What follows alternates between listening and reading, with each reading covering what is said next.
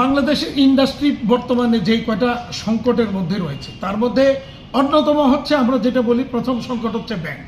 Bank নানাভাবে ইন্ডাস্ট্রিকে অসহযোগিতা করছে, নানাভাবে যখন তখন তার ব্যাক টু ভ্যাকেন্সি বন্ধ করে দিচ্ছে, শ্রমিকের বেতন বন্ধ করে দিচ্ছে, ফলে ইন্ডাস্ট্রি দুকে দুকে মরছে। এটা একটা অন্যতম বড় কারণ ইন্ডাস্ট্রি বন্ধ হয়ে যাওয়ার।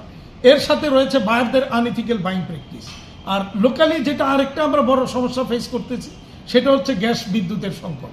এই গ্যাস বিদ্যুতের সংকট যদি চলমান থাকে তাহলে কোনোভাবেই আমাদের পক্ষে আজকে যে বিশাল এক সুযোগ তৈরি হয়েছে, বিশেষ করে মার্কিন ট্যারিফের কারণে যে অপরচুনিটি আমাদের কাছে আসছে সেইটা আমরা কাজে লাগাতে পারবো না। ইভেন আমরা এখনও পারছি না। রিসেন্টলি যে বেশ কিছু ইনকোয়ারি আসছে, বেশ কিছু অর্ডার আসার চেষ্টা করছে, যে টাইম ফ্রেম তারা দিচ্ছে আমরা সেই টাইম ফ্রেমে দিতে পারছি না গ্যাস সংকটের কারণে।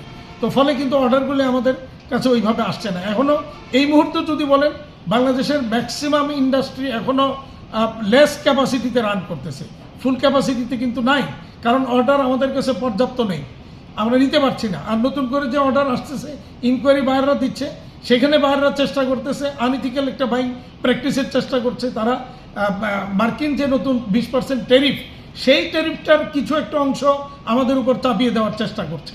আমি আমাদের সম্মানিত রপ্তানিকারকদেরকে, আমাদের ইন্ডাস্ট্রি ওনারদেরকে বিনীত অনুরোধ করব, আপনারা কোনোভাবেই বায়ারদের এই আনইথিক্যাল প্রস্তাবে সাড়া দিবেন না। বাংলাদেশ ছাড়া তাদের কোনো বিকল্প নেই, তাদেরকে আসতে হবে। কোনো প্রকার এই ধরনের শেয়ারিং বা এই মুহূর্তে এরকম না যে আমরা অনেক প্রফিট করতাম, 5% 10% প্রফিট করেছি বা করতেছি, সেখান থেকে 5% ছেড়ে দেবো, বিষয়টা কিন্তু এরকম না। আমরা কোনোভাবে 1, 2, 3%-এর বেশি আমরা প্রফিট করতে পারি না। তো সুতরাং এই পরিস্থিতিতে 5% ছেড়ে দেওয়া বা 10% ছেড়ে দিয়ে নেগোশিয়েট করা, এটা কোনোভাবেই আপনারা করবেন না। আপনারা ভাববেন যে আপাতত এটা দিয়ে আমরা টিকে থাকি, না, আপনারা টিকে থাকবেন না। যদি তাদেরকে এটা দেন তারা পেয়ে বসবে এবং পরবর্তীতে আরও চাপানোর চেষ্টা করবে।